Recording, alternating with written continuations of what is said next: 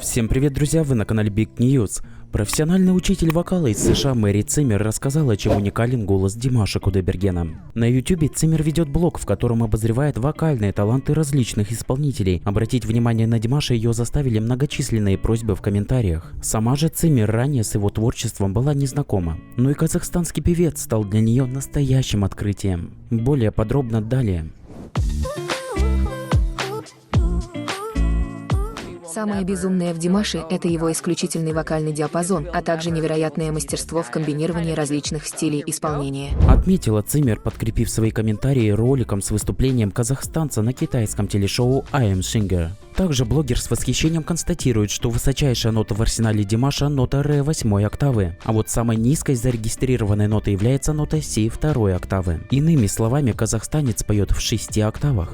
За 10 лет своей карьеры я учила сотни людей, но среди них не было никого даже с 5 октавами. В среднем мои взрослые ученики имели 3 или 3,5 октавы. Известные профессиональные певцы тоже зачастую могут петь только в 2-4 регистрах. Например, у меня нетипичный для женщины низкий голос и 3 октавы, которые начинаются снизу. Пояснила Циммер. Димаш уникален тем, что он не тенор, не баритон или сопрано, он может петь почти в любом ключе. Обычно голосовые связки человека как струны. Чем длиннее струна, тем ниже частота колебаний. При этом имеются 3 основных параметра – длина, ширина и толщина. Димаш имеет необычайно длинные голосовые связки, которые, как мне кажется, при этом тонкие и широкие. Подчеркнула блогер. Кроме того, Димаш настоящий мастер техники пения. Он невероятно тренированный певец, обученный как по классическим канонам, так и в современном стиле. Потому не стоит думать, что Димаш поет так только благодаря природным данным, он очень много учился. Ты можешь родиться с уникальным талантом, но без кропотливой работы не сможешь им распоряжаться. Чтобы контролировать свой голос так, как Димаш, нужно быть весьма трудолюбивым. Рассказала Циммер.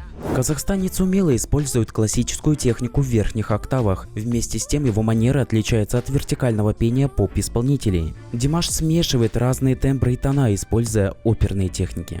Остается только представлять, сколько сил, работы и времени вложено в то, чтобы петь настолько хорошо. Резюмировала Мэри Циммер. Ну что ж, а как вы считаете? Напишите свое мнение в комментариях. Ну и как обычно, всего вам доброго.